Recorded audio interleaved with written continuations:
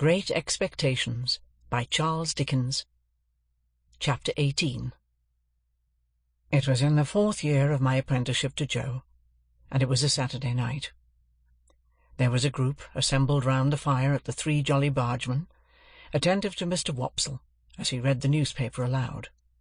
Of that group I was one. A highly popular murder had been committed, and Mr. Wopsle was imbrued in blood to the eyebrows. He gloated over every abhorrent adjective in the description, and identified himself with every witness at the inquest. He faintly moaned, "I am done for," as the victim, and he barbarously bellowed, "I'll serve you out," as the murderer. He gave the medical testimony in pointed imitation of our local practitioner, and he piped and shook as the aged turnpike-keeper, who had heard blows, to an extent so very paralytic as to suggest a doubt regarding the mental competency of that witness. The coroner, in Mr. Wopsle's hands, became Timon of Athens, the beadle Coriolanus. He enjoyed himself thoroughly, and we all enjoyed ourselves, and were delightfully comfortable. In this cosy state of mind, we came to the verdict, wilful murder. Then, and not sooner, I became aware of a strange gentleman leaning over the back of the settle opposite me, looking on. There was an expression of contempt on his face, and he bit the side of a great forefinger as he watched the group of faces. "Well," said the stranger to Mr. Wopsle, when the reading was done, "you have settled it all to your own satisfaction, I have no doubt." Everybody started and looked up, as if it were the murderer. He looked at everybody coldly and sarcastically. "Guilty, of course," said he. "Out with it. Come." "Sir," returned Mr. Wopsle, "without having the honour of your acquaintance, I do say guilty." Upon this, we all took courage to unite in a confirmatory murmur. "I know you do," said the stranger. "I knew you would. I told you so. But now I'll ask you a question. Do you know, or do you not know, that the law of England supposes every man to be innocent until he is proved to be guilty?" "Sir," Mr. Wopsle began to reply, "as an Englishman myself, I—" "Come," said the stranger, biting his forefinger at him, "don't evade the question. Either you know it, or you don't know it. Which is it to be?" He stood with his head on one side, and himself on one side, in a bullying, interrogative manner, and he threw his forefinger at Mr. Wopsle, as it were to mark him out, before biting it again. "Now," said he, "do you know it, or don't you know it?" "Certainly I know it," replied Mr. Wopsle. "Certainly you know it? And why didn't you say so at first? Now, I'll ask you another question," taking possession of Mr. Wopsle, as if he had a right to him. "Do you know that none of these witnesses have yet been cross-examined?" Mr. Wopsle was beginning, "I can only say," when the stranger stopped him. "What? You won't answer the question, yes or no? Now, I'll try you again," throwing his finger at him again. "Attend me. Are you aware, or are you not aware, that none of these witnesses have yet been cross-examined? Come, I only want one word from you, yes or no." Mr. Wopsle hesitated, and we all began to conceive rather a poor opinion of him. "Come," said the stranger, "I'll help you. You don't deserve help, but I'll help you. Look at that paper you hold in your hand. What is it?" "What is it?" repeated Mr. Wopsle, eyeing it, much at a loss. "Is it," pursued the stranger in his most sarcastic and suspicious manner, "the printed paper you have just been reading from?" "Undoubtedly." "Undoubtedly. Now, turn to that paper, and tell me whether it distinctly states that the prisoner expressly said that his legal advisers instructed him altogether to reserve his defence?" "I read that just now," Mr. Wopsle pleaded. "Never mind what you read just now, sir. I don't ask you what you read just now. You may read the Lord's Prayer backwards, if you like, and perhaps have done it before to-day. Turn to the paper. No, my friend, not to the top of the column. You know better than that. To the bottom, to the bottom." We all began to think Mr. Wopsle full of subterfuge. "Well, have you found it?" "Here it is," said Mr. Wopsle. "Now, follow that passage with your eye, and tell me whether it distinctly states that the prisoner expressly said that he was instructed by his legal advisers wholly to reserve his defence. Come, do you make that of it?" Mr. Wopsle answered, "Those are not the exact words." "Not the exact words?" repeated the gentleman bitterly. "Is that the exact substance?" "Yes," said Mr. Wopsle. "Yes," repeated the stranger, looking round at the rest of the company, with his right hand extended towards the witness, Wopsle. "And now I ask you what you say to the conscience of that man who, with that passage before his eyes, can lay his head upon his pillow after having pronounced a fellow creature guilty, unheard?" We all began to suspect that Mr. Wopsle was not the man we had thought him, and that he was beginning to be found out. "And that same man, remember," pursued the gentleman, throwing his finger at Mr. Wopsle heavily, "that same man might be summoned as a juryman upon this very trial, and, having thus deeply committed himself, might return to the bosom of his family, and lay his head upon his pillow, after deliberately swearing that he would well and truly try the issue joined between our sovereign lord the king and the prisoner at the bar, and would a true verdict give according to the evidence, so help him God." We were all deeply persuaded that the unfortunate Wopsle had gone too far, and had better stop in his reckless career while there was yet time. The strange gentleman, with an air of authority not to be disputed, and with a manner expressive of knowing something secret about every one of us, that would effectually do for each individual if he chose to disclose it, left the back of the settle, and came into the space between the two settles in front of the fire, where he remained standing, his left hand in his pocket, and he biting the forefinger of his right. "From information I have received," said he, looking round at us as we all quailed before him, "I have reason to believe there is a blacksmith among you, by name Joseph, or Joe, Gargery. Which is the man?" "Here is the man," said Joe. The strange gentleman beckoned him out of his place, and Joe went. "You have an apprentice," pursued the stranger, "commonly known as Pip. Is he here?" "I am here," I cried. The stranger did not recognize me, but I recognized him as the gentleman I had met on the stairs on the occasion of my second visit to Miss Havisham. I had known him the moment I saw him looking over the settle, and now that I stood confronting him with his hand upon my shoulder, I checked off again in detail his large head, his dark complexion, his deep-set eyes, his bushy black eyebrows, his large watch-chain, his strong black dots of beard and whisker, and even the smell of scented soap on his great hand. "I wish to have a private conference with you two," said he, when he had surveyed me at his leisure. "It will take a little time. Perhaps you had better go to your place of residence. I prefer not to anticipate my communication here. You will impart as much or as little of it as you please to your friends afterwards. I have nothing to do with that." Amidst a wondering silence, we three walked out of the Jolly Bargeman, and in a wondering silence walked home. While going along, the strange gentleman occasionally looked at me, and occasionally bit the side of his finger. As we neared home, Joe, vaguely acknowledging the occasion as an impressive and ceremonious one, went on ahead to open the front door. Our conference was held in the state parlour, which was feebly lighted by one candle. It began with the strange gentleman sitting down at the table, drawing the candle to him, and looking over some entries in his pocket-book. He then put up the pocket-book, and set the candle a little aside. After peering round it into the darkness at Joe and me, to ascertain which was which.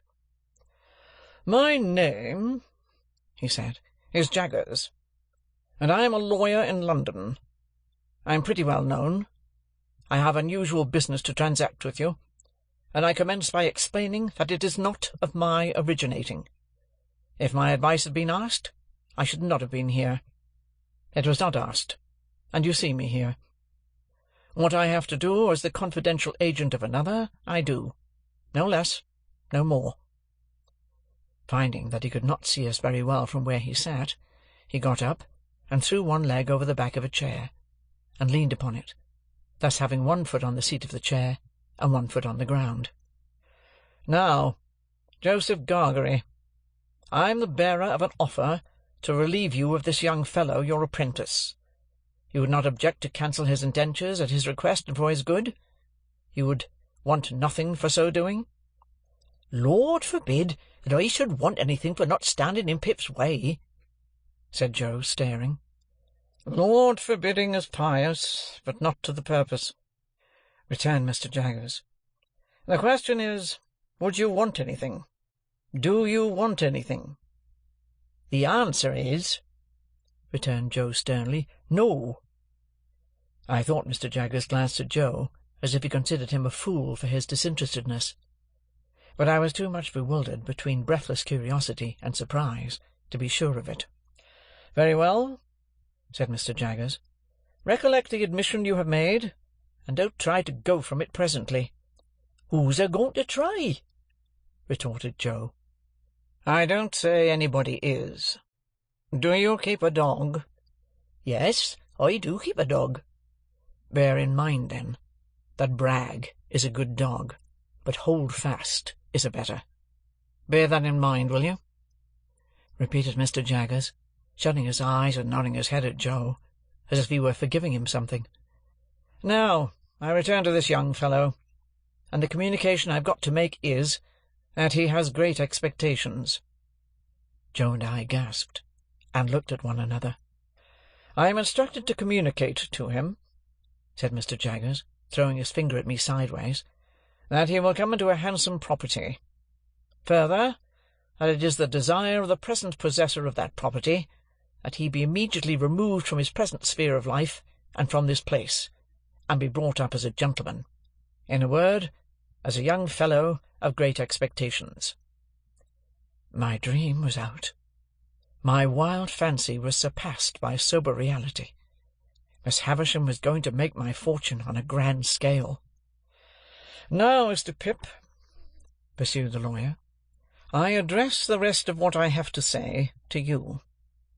You are to understand, first, that it is the request of the person from whom I take my instructions that you always bear the name of Pip.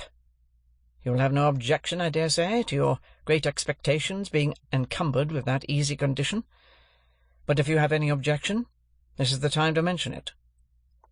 My heart was beating so fast, and there was such a singing in my ears, that I could scarcely stammer I had no objection. "I should think not. Now, you are to understand, secondly, Mr. Pip, that the name of the person who is your liberal benefactor remains a profound secret until the person chooses to reveal it. I am empowered to mention that it is the intention of the person to reveal it at first hand, by word of mouth to yourself. When or where that intention may be carried out, I cannot say. No one can say. It may be years hence. Now, you are distinctly to understand that you are most positively prohibited from making any inquiry on this head, or any allusion or reference, however distant, to any individual whomsoever as the individual, in all the communications you may have with me. If you have a suspicion in your own breast, keep that suspicion in your own breast. It is not the least to the purpose what the reasons of this prohibition are. They may be the strongest and gravest reasons, or they may be mere whim. This is not for you to inquire into. The condition is laid down. Your acceptance of it, and your observance of it as binding, is the only remaining condition that I am charged with by the person from whom I take my instructions, and for whom I am not otherwise responsible. That person is the person from whom you derive your expectations, and the secret is solely held by that person and by me. Again, not a very difficult condition with which to encumber such a rise in fortune, but if you have any objection to it, this is the time to mention it. Speak out." Once more I stammered with difficulty that I had no objection. "I should think not. Now, Mr. Pip, I have done the stipulations."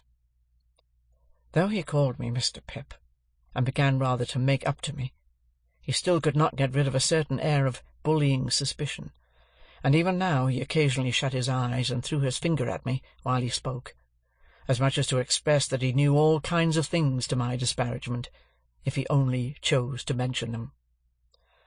"We come next to mere details of arrangement. You must know that, although I have used the term expectations more than once, you are not endowed with expectations only.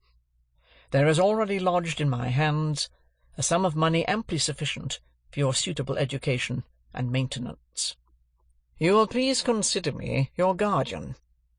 Oh, for I was going to thank him, I tell you at once, I am paid for my services, or I shouldn't render them.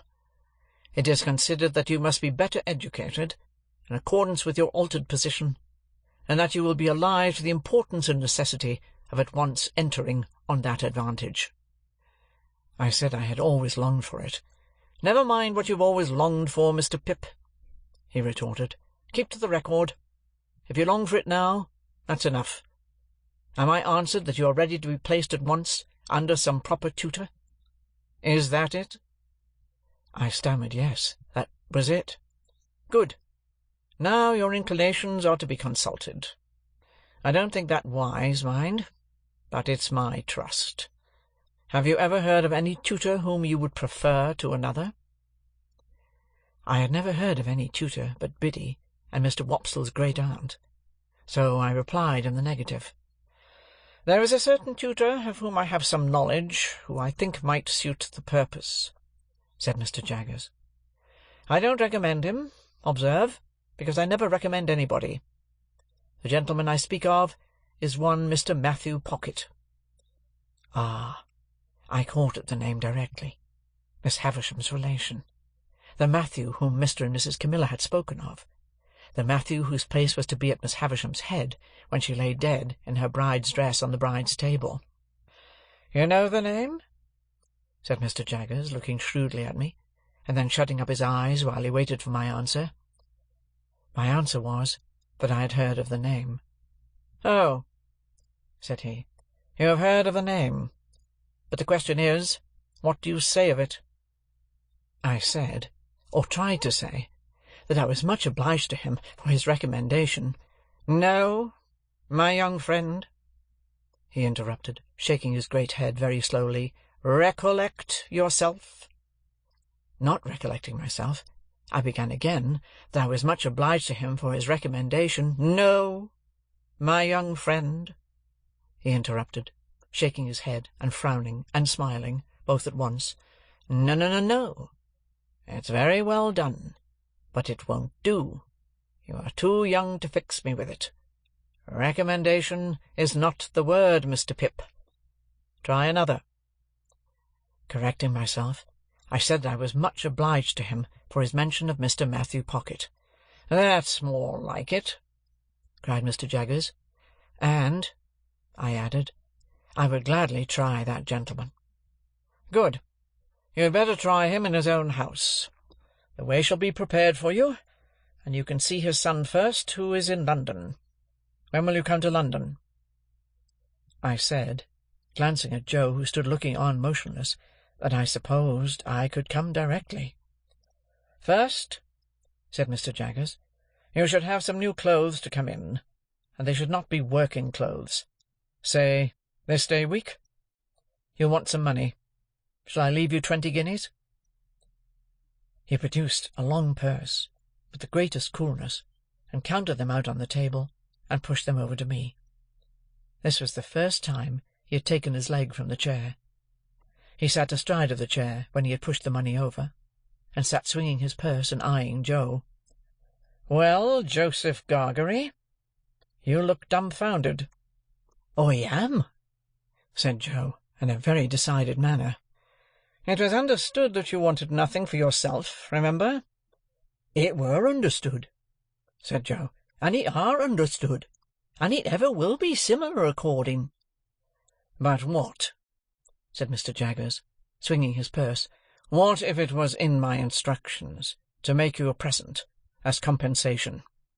"As compensation what for?" Joe demanded.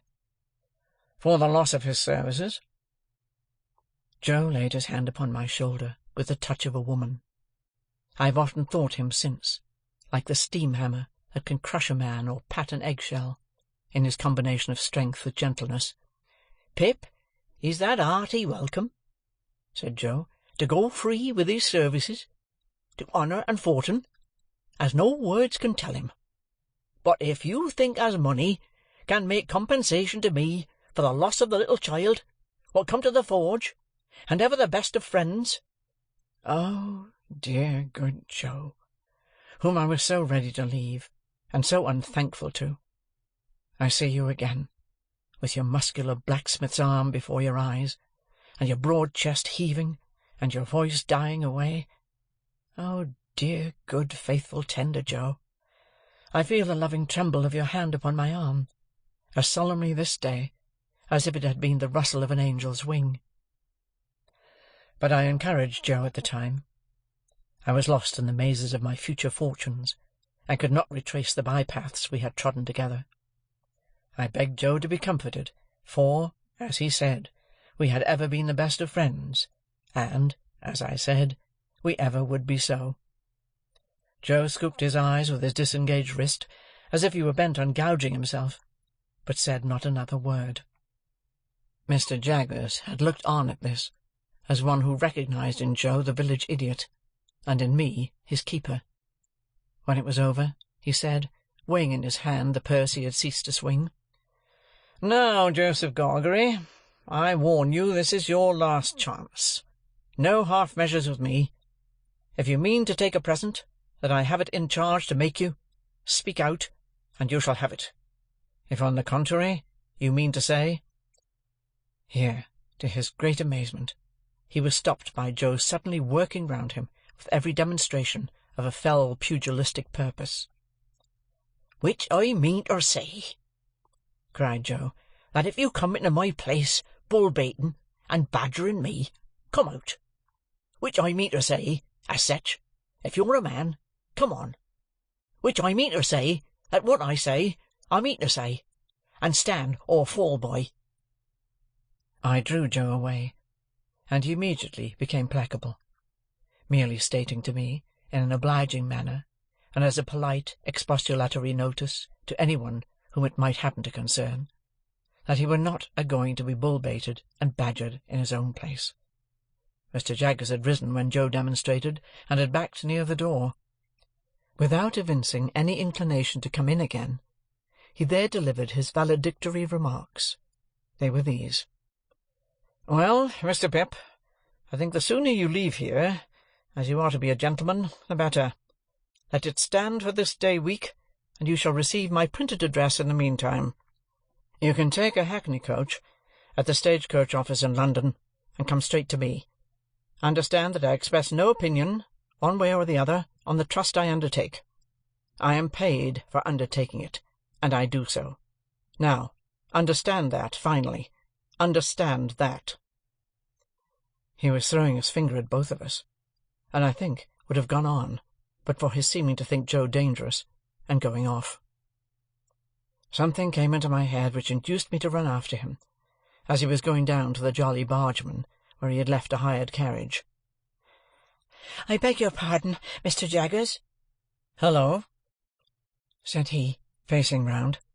"What's the matter?"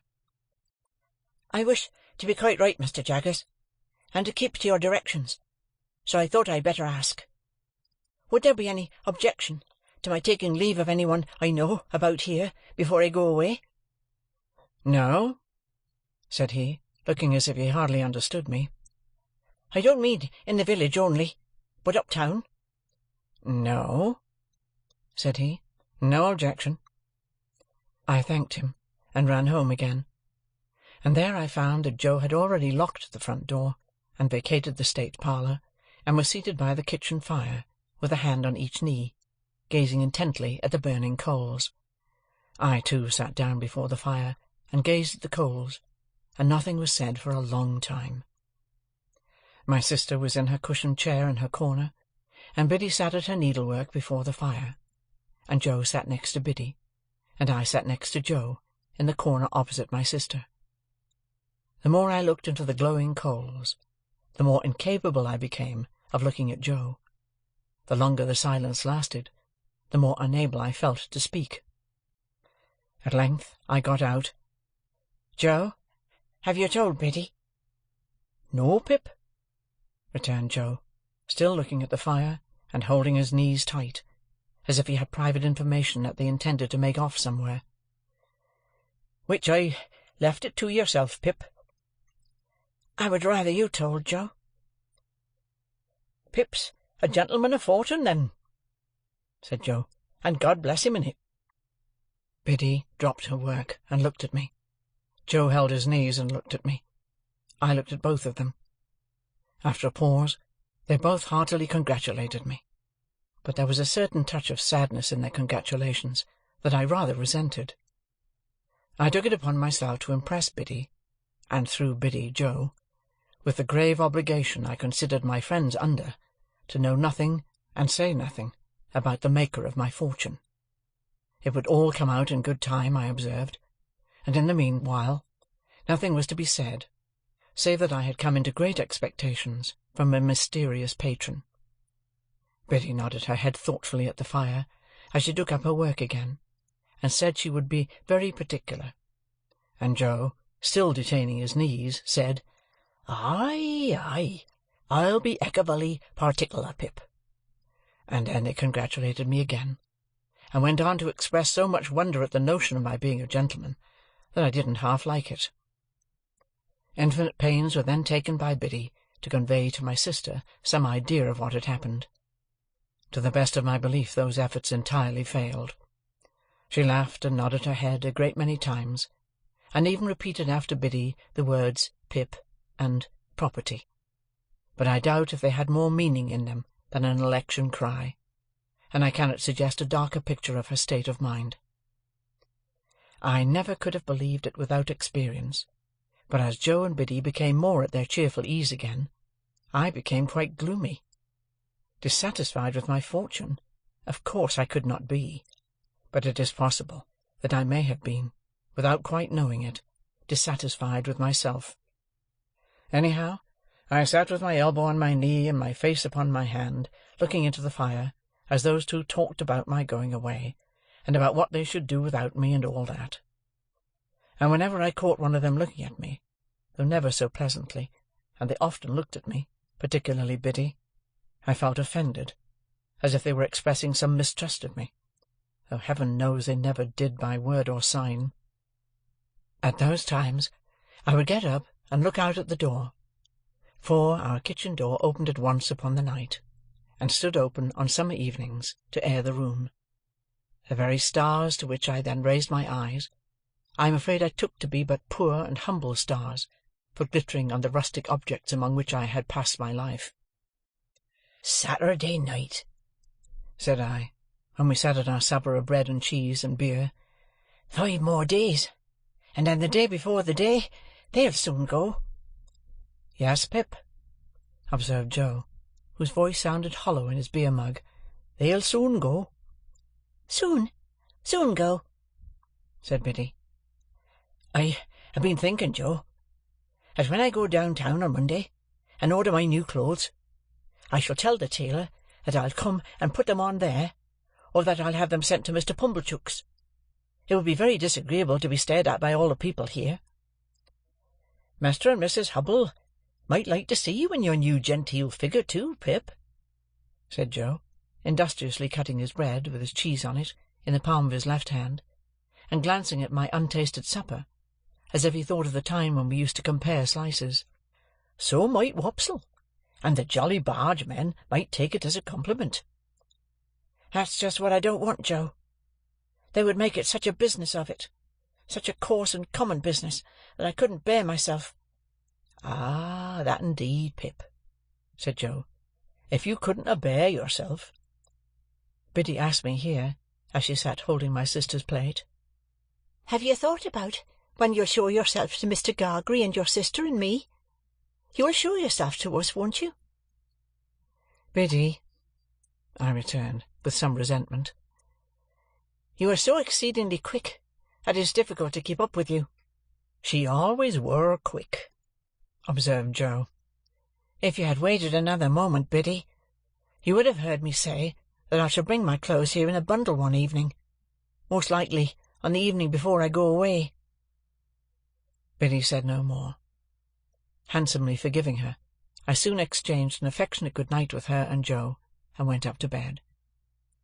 When I got into my little room, I sat down and took a long look at it, as a mean little room that I should soon be parted from, and raised above, for ever.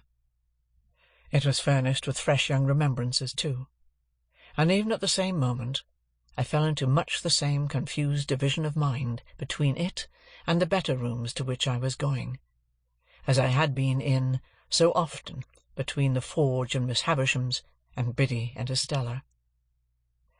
The sun had been shining brightly all day on the roof of my attic, and the room was warm. As I put the window open and stood looking out, I saw Joe come slowly forth at the dark door below, and take a turn or two in the air, and then I saw Biddy come and bring him a pipe and light it for him. He never smoked so late, and it seemed to hint to me that he wanted comforting for some reason or other. He presently stood at the door immediately beneath me, smoking his pipe, and Biddy stood there too, quietly talking to him, and I knew that they talked of me, for I heard my name mentioned in an endearing tone by both of them more than once.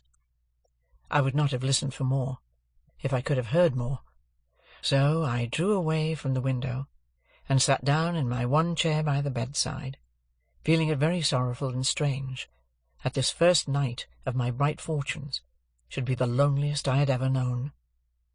Looking towards the open window, I saw light wreaths from Joe's pipe floating there, and I fancied it was like a blessing from Joe, not obtruded on me or paraded before me, but pervading the air we shared together. I put my light out and crept into bed, and it was an uneasy bed now, and I never slept the old sound sleep in it any more. Chapter 18